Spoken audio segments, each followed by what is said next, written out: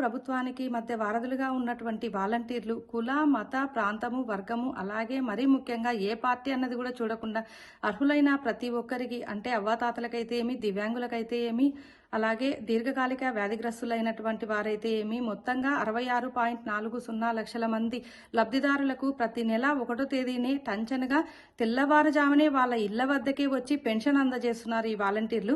కానీ Chandrababu Naidu and co ఏం చేసిందో మనకందరికీ తెలుసు. ఈ వాలంటీర్ వ్యవస్థ మీద ముందు నుంచి కూడా చంద్రబాబు నాయుడు అయితే ఏమి, పవన్ కళ్యాణ్ అయితే ఏమి నిప్పులు చెరుగుతూనే ఉన్నారు. వాళ్ళ గురించి దుష్ప్రచారాలు చేస్తూనే ఉన్నారు. ఈ వాలంటీర్ వ్యవస్థను రద్దు చేయాలి, చెల్లుబాటు కాకుండా చూడాలని చెప్పి ఎన్నిసార్లు కోర్టు మెట్లెక్కి వచ్చారో కూడా మనకందరికీ తెలుసు. అంటే పేద ప్రజలు బాగుండడం వాళ్ళు చూడలేకపోతున్నారని, వాళ్ళు కళ్ళల్లో నిప్పులు పోసుకుంటున్నారని ప్రతి ఒక్కరికి తెలుసు. ఇది ఇప్పుడు నిన్నటితో ఈ విషయం ఇంకా ప్రతి ఒక్కరికి ఓపెన్ గా తెలిసిపోయింది.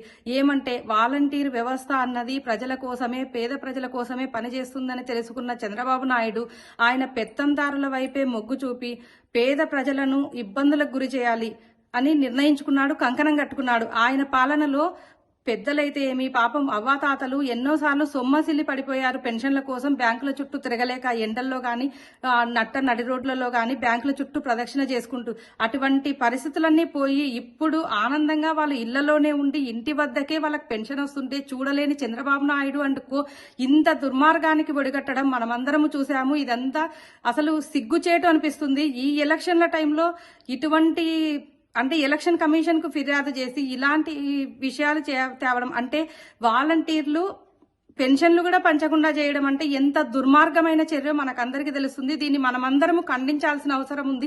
ప్రజలందరూ చూస్తూనే ఉన్నారు. ఇప్పుడు 58 నెలల నుంచి ప్రజలందరూ అంటే అర్హులైన పెద్దవాళ్ళందరూ కూడా ఎంత ఆనందంగా ఉన్నారో ఇప్పుడు ఈ 3 నెలల కాలంలో వాళ్ళందరూ మళ్ళీ మండే ఎండలో వేసవిలో వాళ్ళు మళ్ళీ బ్యాంకుల చుట్టూ తిరిగి వాళ్లకు ఎన్ని కష్టాలు పెట్టాలనుకున్నాడో చంద్రబాబు నాయుడు మనమందరము చూడబోతున్నాము.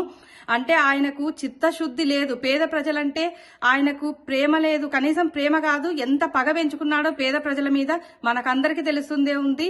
మనమందరం కూడా తిప్పికొట్టే పరిస్థితులు వచ్చాయి. చంద్రబాబు నాయుడిని అసలు వదిలే ప్రసక్తి లేదు ఎవ్వరు గాని. ప్రజలు అయితే ఏమి, పేద ప్రజలు మాత్రం ఖచ్చితంగా జగన్మోహన్ రెడ్డి వైపే ఉన్నారు. ఈ చంద్రబాబు నాయుడు అండ్ కో చేస్తున్నదంతా పెత్తందారుల కొమ్ము కాస్తున్నారు. ఇదంతా మనం చూసే పరిస్థితిలో ఓటర్లు ఎవరూ లేరు. అందుకే చంద్రబాబు నాయుడు అండ్ గ్యాంగ్ ఎంతమంది కలిసి వచ్చినా వాళ్ళని ఈడ్చి కొట్టే రోజులు ఖచ్చితంగా జూన్ 4వ తేదీ జరిగే కౌంటింగ్ లోనే బయటపడబోతుంది. మనమందరము చూస్తూనే ఉంటాం ఇదంతా.